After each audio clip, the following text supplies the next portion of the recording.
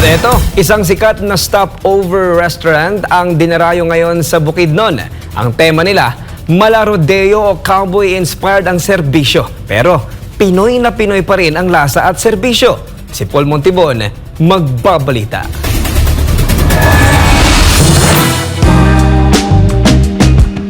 Sa mundo ng pagnenegosyo, dapat puno ka ng diskarte. At dahil kilala ang communal ranch ng Impasugong sa Bukidnon sa malawak at napakagandang rancho sa buong bansa, dito kinuha ang inspirasyon ng Cowboy Town. Rodeo feels ang serbisyo dito, pero Pinoy na Pinoy pa rin ang lasa ng mga pagkain at produkto. Pero paano nga ba nagsimula ang konseptong ito?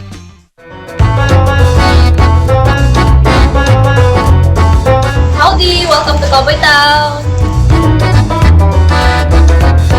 Howdy! Welcome to Cowboy Town! My father especially he was called then the father of rodeo here in Bukidnon, and then my great Lola, they're into ranch.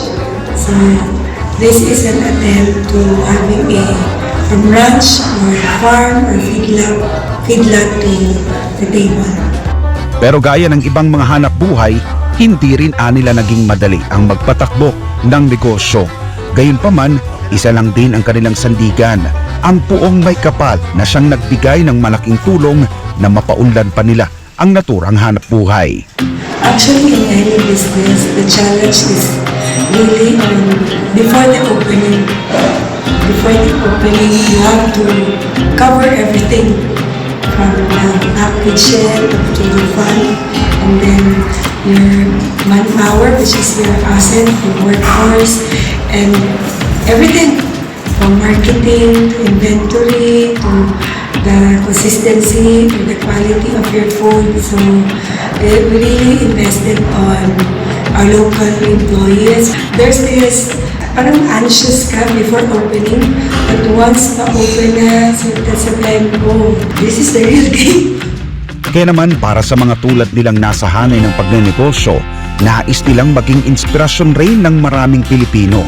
Hindi lang sa kanilang komunidad at bayan, kundi sa maraming Pilipino na nais umasenso sa buhay na walang ibang puhunan kundi ang tiwala sa Diyos at sarili.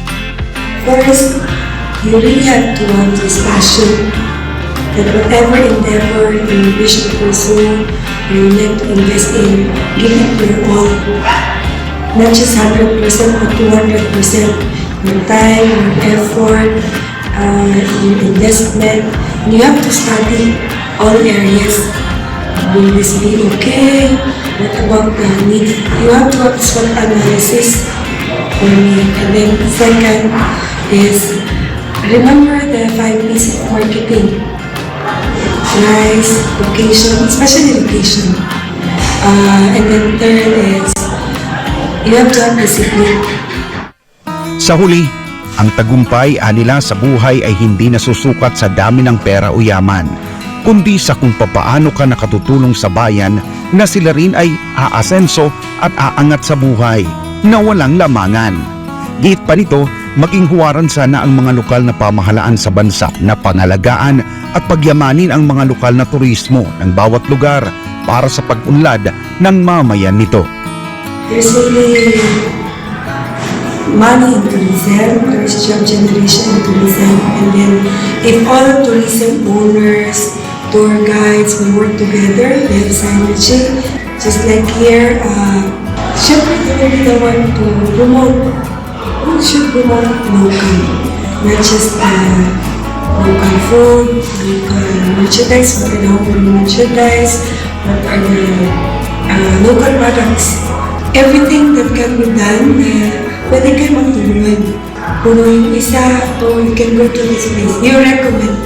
There will be healthy competition because there will be synergy. You have each other, leave each other, recommending.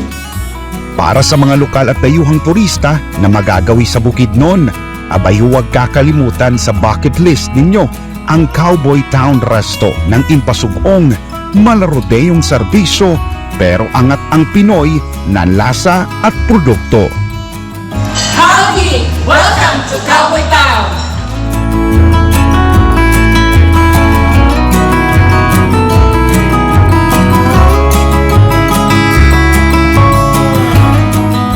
Para sa Diyos at sa Pilipinas kung mahal.